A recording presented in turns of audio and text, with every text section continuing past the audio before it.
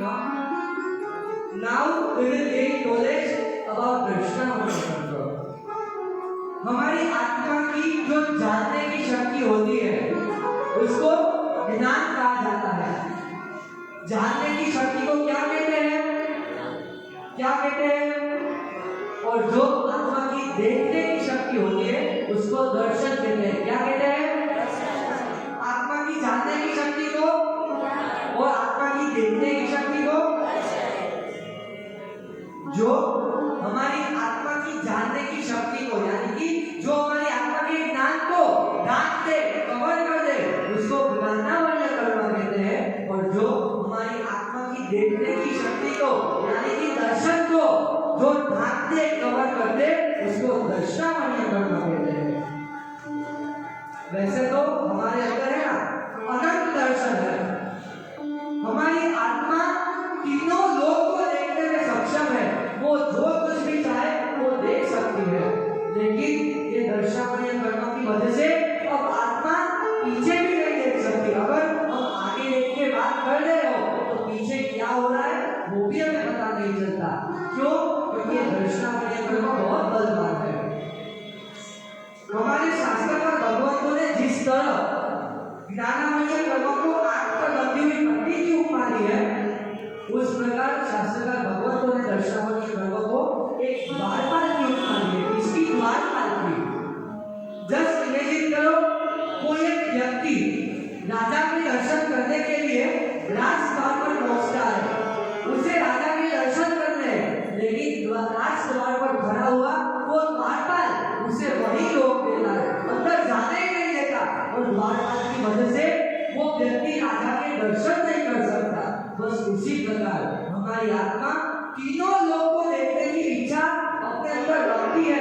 वो तीनों लोक को देखना चाहती है, लेकिन ये दर्शनावल्य कर्म जैसा द्वारपाल उसे देखने ही नहीं देता, उसे वहीं रोक देता है। इसीलिए दर्शनावल्य कर्म को द्वारपाल कहा गया है। हमारी कितनी इंद्रिय होती है? कितने सेंस ऑर्गन्स होते हैं? कितने सेंस ऑर्गन्स होते हैं? 5। अब उसके नाम आप बता पाओगे?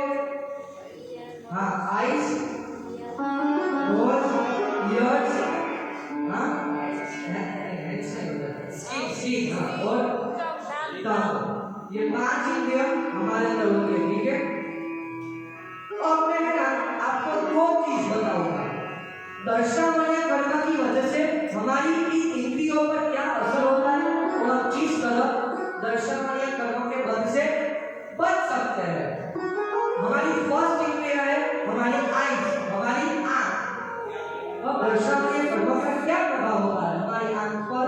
तो दर्शनावल्य कर्म की वजह से किसी को कम दिखाई देता है, किसी को मोतिया हो जाता है, किसी को चश्मे आ जाते हैं, या फिर कोई तो अंधे ही हो जाते हैं। क्यों? क्योंकि उनका दर्शनावल्य कर्म बहुत ज्यादा है। अब कैसे बचने का? तो कभी भी हमें हमारी आंखों से गंदी चीजें नहीं देखनी चाहिए। स्त्री या पुरुष को अनिमेष नहीं देखना चाहिए। अगर देखना है तो परमात्मा को देखो, परमात्मा के रूप को देखो, परमात्मा के साथ बातें करो कि परमात्मा आप मुझे मिले हो, वो आपका मेरे पर उपकार है। अगर देखना है तो परमात्मा को देखो। इस प्रकार हम इस दर्शनावल्य कर्म के बंध से बच सकते हैं। एक अंध बच्चा था, वो धर्म से ही अंध था, वो कुछ भी नहीं देख सकता था। एक बार वो अपनी माँ के साथ जिनालय में गया, परमात्मा को प्रार्थना करता है कि प्रभु आपने मुझे आंख क्यों नहीं दी? मुझे आंखें चाहिए, मुझे आपके दर्शन करने हैं। 2 क्षण के लिए तो 2 क्षण के लिए, लेकिन मुझे आंखें दो, मुझे आपके रूप को निहारना है, आपके दर्शन करने हैं। और परमात्मा इतने प्रभावशाली थे, इतने कृपालु थे कि उनकी कृपा से उस अंध बच्चे को आंख मिल गई, आंख की दृष्टि फिर से मिल गई। और उस अंध बच्चे ने अपनी आंख किसके लिए मांगी थी? संसार को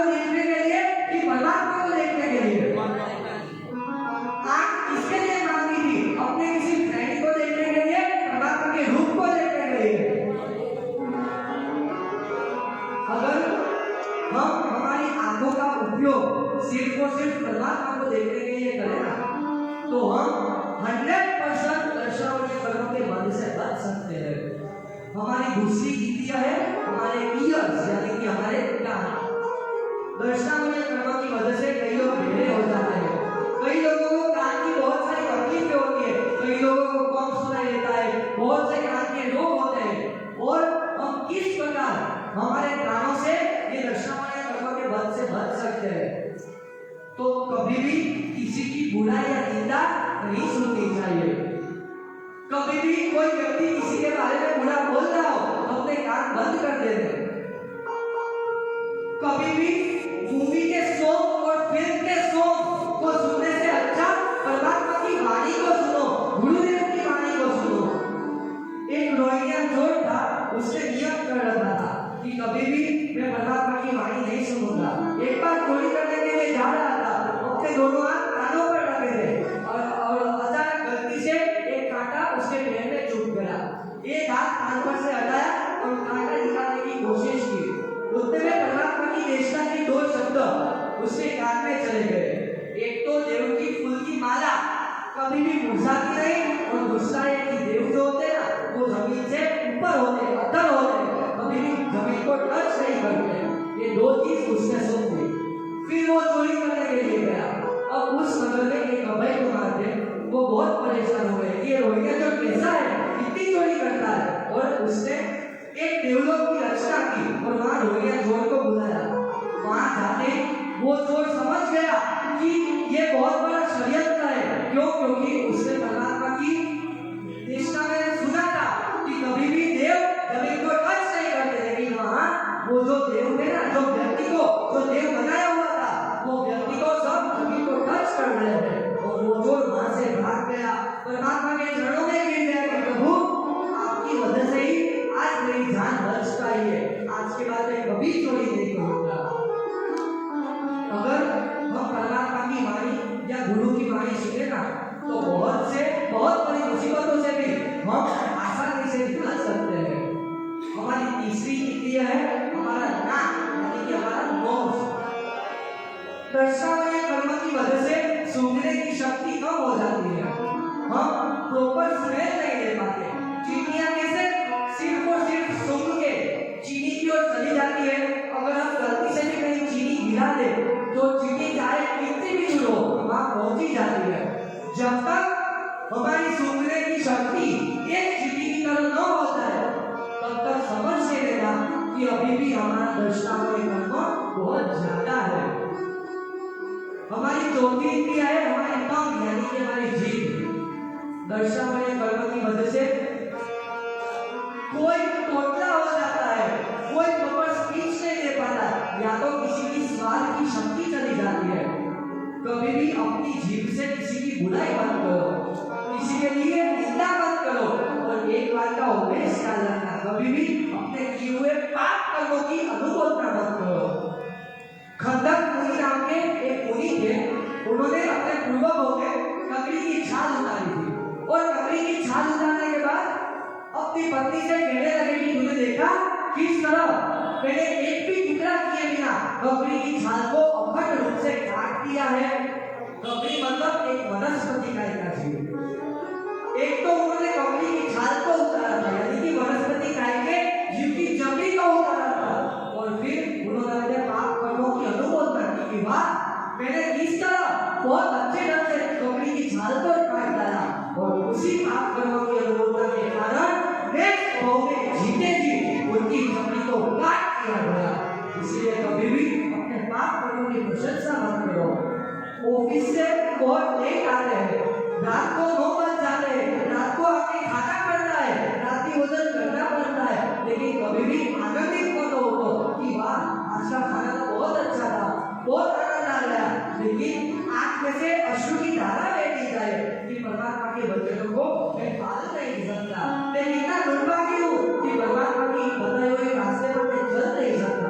इस तरह अपने पाप कर्मों का पश्चाताप करना है, ताकि पाप कर्मों की अनुमोदना। और हमारी लास्ट इंद्रिय है हमारी स्किन, हमारी जो चमड़ी होती है ना, वो दर्शनावली कर्म की वजह से बहुत सारे स्किन डिसीज होते हैं। किसी के शरीर से खून निकल आती है, कोई लकड़ा हो जाता है, या तो किसी का बॉडी ऊपर नहीं होता। इन शॉर्ट मैं आपको यही समझाना चाहता हूँ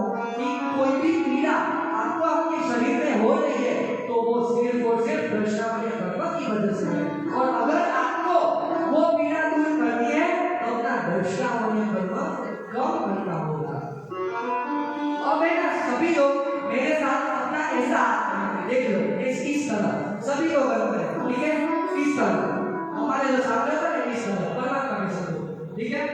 सभी लोग यहाँ पे भाइयों बहनों सभी को ऐसा करना है। चलो आपको भी करना है, ठीक है?